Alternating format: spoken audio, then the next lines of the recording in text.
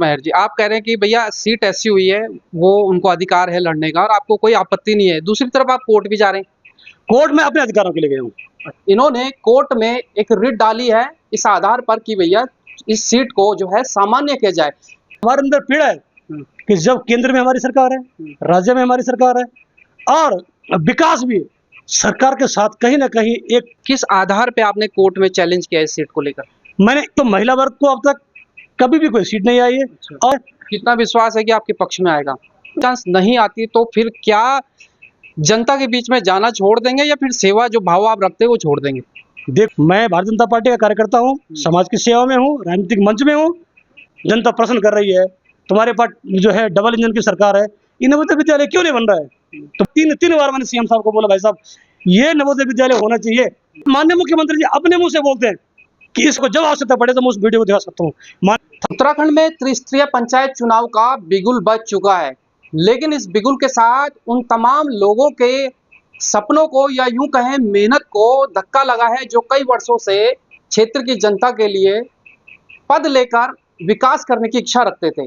उन्हीं में से एक है इस समय मैं उत्तरकाशी के चिन्याली सौड़ में हूँ और मेरे साथ इस समय चैन सिंह महर है जो निवर्तमान भाजपा मंडल अध्यक्ष हैं और ये भी जो है जिला पंचायत धारकोट मथोली वार्ड नंबर 15 से तैयारी कर रहे थे, लेकिन सीट ऐसी होने के चलते ये चुनाव फिलहाल अभी नहीं लड़ पा रहे। लेकिन इन्होंने कोर्ट में एक रिट डाली है इस आधार पर कि भैया इस सीट को जो है सामान्य किया जाए।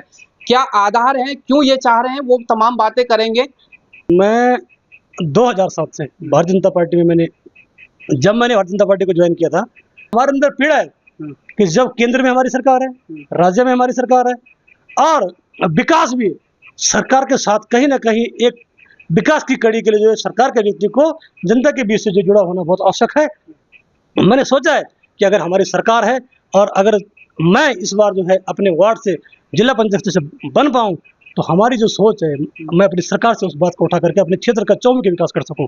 मैं 2017 से लगातार इस सीट पे जो है चुनाव के लिए तैयारी कर रहा हूं।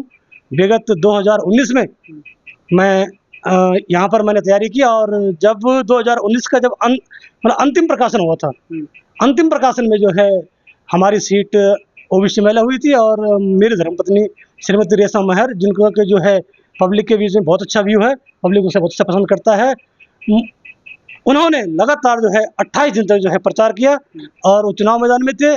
उसके बाद हमारी जो सीट है उसको न्यायालय में जो है किसी मतलब प्रत्याशी ने जो है उसको रिट याचिका दायर की थी, तो न्यायालय का जो फैसला आया था वो सीट सामान्य हुई थी।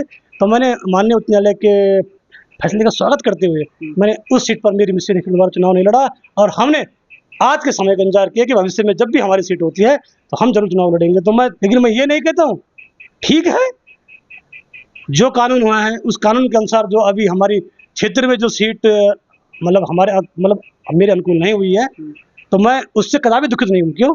सबको अधिकार है, कानून के दायरे में जो आया है नियम के अनुसार जो सीट हुई है मैं उससे मुझे भी कोई दुख नहीं है। दुख मुझे इस चीज़ का है कि भाई मैं मैदान में था, आज सीट मेरे अनुकूल नहीं हुई है। आज सीट जो है हमारे अंतिम प्रकाशन में जो है सीट को जो है हमारी कमेटी है उन्होंने जो है उसको नियम अनुसार शायद एससी कर दिया है। तो मेरे जो अनुसूचित जाति के भाई है जो भी चुनाव मैदान में है, वो चाहे कोई भी है, ठीक है आप लोग पहले से इस पद के लिए कोई तैयारी नहीं कर रहे थे, लेकिन आज अगर आपके अनुकूल सीट आई है, आप लोग तैयारी कर रहे हैं, मेरी भावनाएं आपके साथ है, मैं आपको शुभकामनाएं देता हूं। लेकिन मैंने एक चीज महर जी, आप कह रहे हैं कि भैया सीट ऐसी हुई है, वो उनको अधिकार है लड़ने का और आपको कोई आपत्ति नहीं है। दूसरी तरफ आप कोर्ट भी जा रहे हैं। कोर्ट में अपने अधिकारों के लिए गया हूँ। अच्छा। न्यायालय में अपने अधिकारों को लेकर मैं अपने अधिकारों के लिए अंतिम समय तक लड़ूंगा। मैंने प्रयास किया है क्योंकि मुझे लास्ट टाइम में लड़ने का मौका नहीं मिला, इस बार भी नहीं मिला है। कोर्ट जाना मेरा व्यक्तिगत अधिकार है। अच्छा, किस आधार पे आपने कोर्ट में चैलेंज किया इस सीट को लेकर?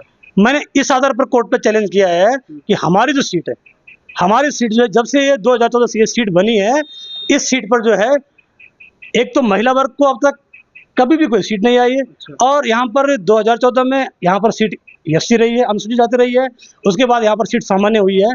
तो मुझे लगता है कि इस समय यहाँ पर सीट ओबीसी होनी चाहिए थी और उसे महिला को प्राथमिकता मिलनी चाहिए थी। इसी पीड़ा के साथ मैंने हाईकोर्ट के दरवाजे जो है खटखटाए हैं, देखता है कोर्ट का क्या निर्णय होता है। कितना विश्वास है कि आपके पक्ष में आएगा? विश्वास तो पूरा है, क्योंकि आदमी विश्वास के साथ और अपने अधिकारों की लड़ाई के लिए जो आदमी कोर्ट तक जाता है, मुझे पूरा भरोसा है कि वो हमारे पक्ष में आएगा। चांस नहीं आती तो फिर क्या जनता के बीच में जाना छोड़ देंगे या फिर सेवा जो भाव आप रखते हैं वो छोड़ देंगे? देखो, मैं नोटियाल जी ऐसा नहीं है, मैं विगत वर्ष भी लोगों ने जो है मेरे साथ जो अन्य प्रत्याशी थे 2019 में जैसे ही सीट सामान्य हुई वो लोग छुप गए थे बिलों में, वो आजकल बाहर आए 1-1.5 साल से। लेकिन आप मथोली वार्ड की आम जनमानस को पूछ सकते हैं कि चैन सिंह महर उसी दौरान जैसे ही सीट सामान्य हुई थी, उसके बाद उसी दौरान चुनाव के दौरान जो है हमारे यहाँ टिपरी लिस्ट में जो है 3 बुजुर्ग एक्सपायर हुए थे, मैं उस दौरान वहाँ गया था।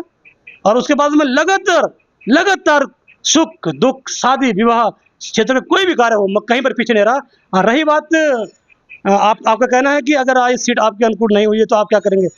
मैं भारतीय जनता पार्टी का कार्यकर्ता हूँ, समाज की सेवा में हूँ, राजनीतिक मंच में हूँ, आजीवन मैं इसके बाद आजीवन जो है जनता की सेवा करूंगा। ये जनता से ये अपील है कि आप लोग हमेशा ऐसा व्यक्ति को चुने जो व्यक्ति आपका क्षेत्र का विकास कर सकता हो, जिससे आपको लगे कि ये व्यक्ति जो है अपने स्तर से करने वाला है।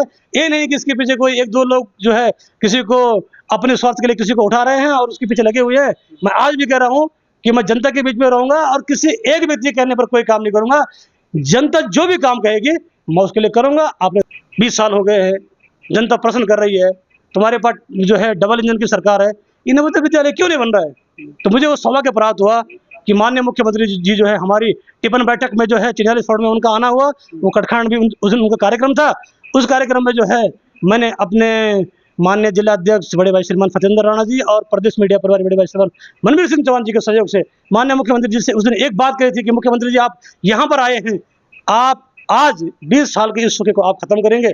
माननीय मुख्यमंत्री जी ने मुझे कहा था कि आज 4 तारीख है, मैं इसी हफ्ते उत्तरकाशी आने वाला हूँ और अगले जो है उसी हफ्ते 10 तारीख को जो है माननीय मुख्यमंत्री जी उत्तरकाशी आए थे और उन्होंने मुझे उस दिन कहा था कि मैं आने वाला हूँ, जैसे ही उत्तरकाशी मेरा कार्यक्रम होता है आप तुरंत जो है देहरादून में लोग आप मुझे मिलेंगे। जैसे ही 8 तारीख को वो कार्यक्रम 11 बजे आया, मैं अपने मंडल महामंत्री कीर्तन सिंह कुमार जी और मेरे कोषाध्यक्ष सुमेर महंत जी मेरे साथ माननीय मुख्यमंत्री जी के दरवाजे पे गए। हम दिन भर सीएम साहब के साथ रहे, हमने बातें की, बार 3 बार मैंने सीएम साहब को बोला भाई साहब ये नवोदय विद्यालय होना चाहिए। तो लास्ट में जो है मैंने कहा भाई साहब आपने मुझे बुलाया है, आपने मेरे से 4 तारीख को वादा किया है कि भैया आप आए, मैं परसों आ रहा हूँ। तो मुझे बड़ी खुशी हुई है कि माननीय मुख्यमंत्री जी जो है तुरंत बसेड़ा जी को बुलाया और बसेड़ा जी को बोला कि बसेड़ा जी ऐसा करो भाई साहब, कल जो ऊपर फाइल जाएगी उस फाइल में जो आप इनका प्रस्ताव रखो, कल नवोदय विद्यालय की घोषणा होगी। 10 तारीख को माननीय मुख्यमंत्री जी अपने मुंह से बोलते हैं कि इसके अलावा मैं आपको आज भी मेरे पास वीडियो है, जनता को जब आवश्यकता पड़े तो मैं उस वीडियो को दिखा सकता हूँ। था उसकी घोषणा हुई और मुझे बहुत बड़ी खुशी हुई है कि मैं अपने कार्यकाल में मेरी जो सबसे बड़ी मांग थी वो 20 साल से जो है वो मांग पूरी हुई। आज हमको बहुत बहुत शुभकामनाएं। ईश्वर करे आपके पक्ष में जो है कोर्ट का फैसला आए और जनता जो है आपको प्यार दे। धन्यवाद नोटियाल जी, आपने इतने दूर से आकर जो हमारी पीड़ा को सुना है। तो फिलहाल आपने देखा होगा कि कई लोगों की अब निगाहें कोर्ट पर टिकी है कि आखिर कोर्ट जो सीटों को चेंज करने को लेकर चैलेंज किया गया है उस पर क्या निर्णय आता है। फिलहाल बने रहे नवक्रांति न्यूज पर तमाम पंचायत की खबरों के लिए।